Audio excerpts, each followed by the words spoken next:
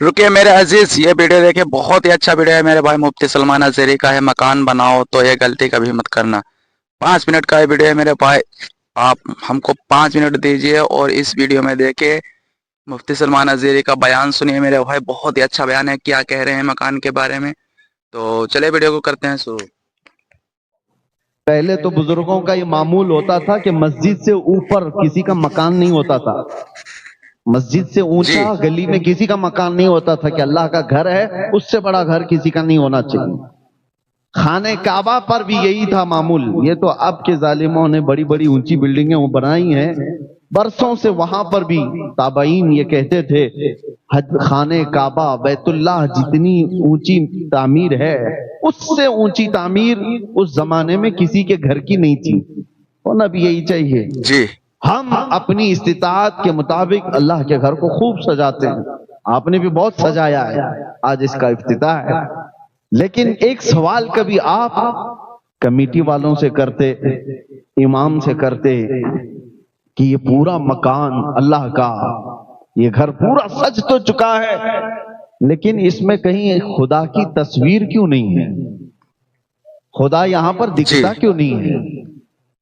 سارا سامان تو لگایا، آج تک کسی نے یہ سوال کیا نہیں؟ ہم پیدائشی عقیدہ یہ لے کر کے آ رہے ہیں، یہ دنیا کی واحد قوم ہے مسلمان جو بغیر دیکھے اللہ کی بارگاہ میں سر بسجود ہوتی ہے۔ وہ دوسری جی قومیں ہیں سبحان اللہ، جن بے کو شک۔ جھکنے کے لیے سامنے دیکھنا پڑتا ہے، اور قرآن میں مولا نے ہماری تعریف میں یہ فرمایا یؤمنون بالغیب، یہ وہ لوگ ہیں جو غیب پر ایمان لاتے ہیں۔ تمہیں کس نے کہا، تمہیں کس نے کہا کہ اللہ ہے؟ صرف میرے عزیزو ہم نے جو رب تبارک و تعالیٰ کے وجود کو پہچانا ہے وہ کس کے ذریعے سے؟ محمد الرسول اللہ کی ذات سے۔ میرے آقا سبحان صلی اللہ، بے اللہ شک۔ تعالیٰ علیہ وسلم نے فرمایا اللہ ہے، تو ہم نے اس کو تسلیم کر لیا، اللہ ہے۔ اب یہاں پر بہت سارے ملحدین جو آج کے زمانے میں ایتھیزم جو پھیلا ہوا ہے، ایک عجیب سی بات ہے، وہ بہت ساری چیزوں کو ایکسپٹ کرتے ہیں اور کچھ چیزوں کو ایسا اگنور کرتے ہیں، نکارتے ہیں، حیرت کی بات ہے۔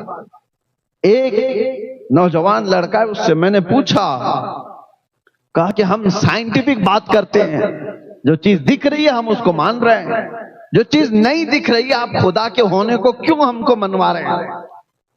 خدا کو کسی نے جی دیکھا ہے تو نہیں دیکھا تو ہم کیوں مانیں؟ اور جو چیز دیکھی ہے اس کو تو ہم مانتے ہیں۔ تو میں نے کہا اگر یہی اصول ہے تو مجھے بتاؤ، چاند کی زمین، چاند کے اوپر جانے کے بعد وہاں کی زمین، وہاں کی گریویٹی کیسی ہے؟ کہا وہ زمین کے برابر نہیں ہے، گریویٹی نہیں ہے۔ چاند پر جانے کے بعد وہاں کی گریویٹی، زمین کی گریویٹی بہت الگ ہو جاتی ہے، وہاں کا سب کچھ الگ ہے۔ کہا یہ بات تو ٹھیک ہے۔ سورج کے اندر کتنے سیلسیس ڈگری پاور ہے، کتنی گرمی ہے؟ اس نے کہا کہ اتنے اتنے ہوتا ہے، اتنے لاکھ سیلسیس ڈگری کی گرمی اس کے اندر ہوتی ہے۔ اب ہم نے ان سے یہی سوال کیا، کیا تم گئے تھے چاند میں یا تمہارا باپ گیا تھا؟ اور سورج کی اس گرمی کو کون ناپ کر کے دیکھا ہے؟ کہا فلاں سائنٹسٹ نے کہا ہے۔ چاند کے بارے میں کہا نیل آرمسٹرانگ گیا تھا اور اس نے بتایا وہاں کی مٹی ایسی ہے، فلاں ایسا۔ کہا فرق تو یہی ہے، تو بھی سنی ہوئی بات کو ہی مان رہا ہے، ہم بھی سنی ہوئی بات کو مان رہے ہیں، اور تو نیل آرمسٹرانگ کا مرید ہے اور میں محمد الرسول اللہ۔ سبحان اللہ، بے تو شک۔ دنیا کے ایک سائنسدان کی بات پر یقین کر کے بیٹھا ہوا ہے، چاند ایسا ہے، تو خود بھی نہیں گیا۔